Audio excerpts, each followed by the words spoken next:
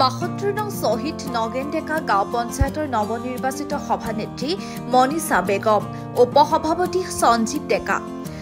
উদ্যমেৰে নতুন আশাৰে নতুন দায়িত্ব পালন কৰিবলৈ সাজু নৱনিৰ্বাচিত সভানেত্ৰী মনীষা বেগম আৰু উপসভাপতি সঞ্জীৱ ডেকা। ৰাইজৰ সৈতে থাকি ৰাইজৰ স্বাৰ্থত কাম কৰি যাব নৱনিৰ্বাচিত সভানেত্ৰী মনীষা বেগম আৰু উপসভাপতি সঞ্জীৱ ডেকাই। বিনা প্ৰতিদ্বন্দ্বিতাৰে 6 গৰাকী ৱাৰ্ড সদস্যৰ সমৰ্থনত নিৰ্বাচিত হয় সভানেত্ৰী মনীষা বেগম আৰু উপসভাপতি সঞ্জীৱ ডেকা।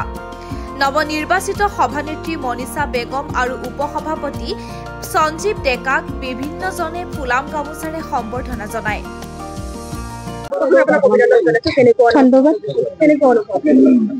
অনুভৱটো ভালে লাগিছে, ভাল লগা এটা অনুভৱ, ভাল লগা পৰিৱেশ, নতুন এটা পদক্ষেপ, নতুন যাত্ৰা বিচাৰিছো যাতে আগন্তুক দিনত সকলো কাম ৰাইজৰ হকে নিষ্ঠা আৰু সততাৰে কৰি যাব পাৰি।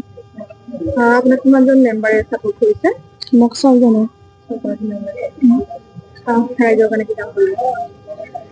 ৰাইজৰ হকে ৰাইজৰ লগত থাকি পঞ্চায়তৰ উন্নয়নমূলক কামসমূহ ৰাইজৰ লগত মত বিনিময় কৰিম, নিষ্ঠা আৰু সুচাৰুৰূপে পালন কৰি যাম। এখন দুৰ্নীতিমুক্ত সমাজ বা পঞ্চায়ত গঢ়াৰ কাৰণে কেনেকৈ পদক্ষেপ ল'ব? বিগত সময়ত কি দুৰ্নীতি হৈছে সেইটো মই নাজানো। মই যিহেতুকে নৱনিৰ্বাচিত সভানেত্ৰী, শিকিব লাগে, জানিব লাগে বহুতো আছে। মোৰ অহা সময়ত মোৰ কাৰ্যকালত মই নিশ্চয় দুৰ্নীতিসমূহ নিৰাময় কৰাৰ কাৰণে চেষ্টা কৰিম। তিনিগৰাকী মহিলা আৰু সকলোৰে পঞ্চায়তৰ অন্তৰ্গত কিমানখিনি মহিলা আছে, মহিলাসকলৰ কাৰণে আপুনি কি কাম কৰিব? মহিলাসকলৰ প্ৰথমখন আঁচনি হৈছে অৰুণোদয়।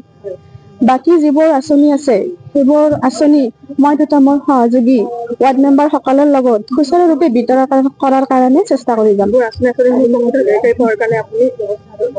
হয়।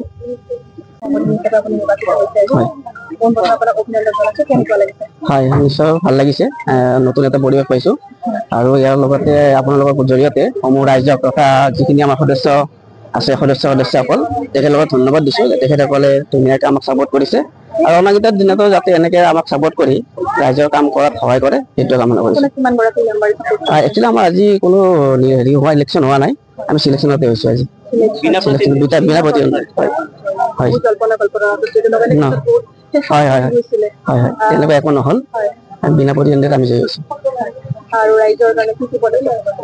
পদক্ষেপ যিখিনি আঁচনি আহে সেইখিনিতো কৰিব লাগিব, বাইদেউ কোৱাৰ নিচিনা গোটেইকেইজন আমি লগ লাগি নিশ্চয়কৈ ভাল কাম কৰি যাম।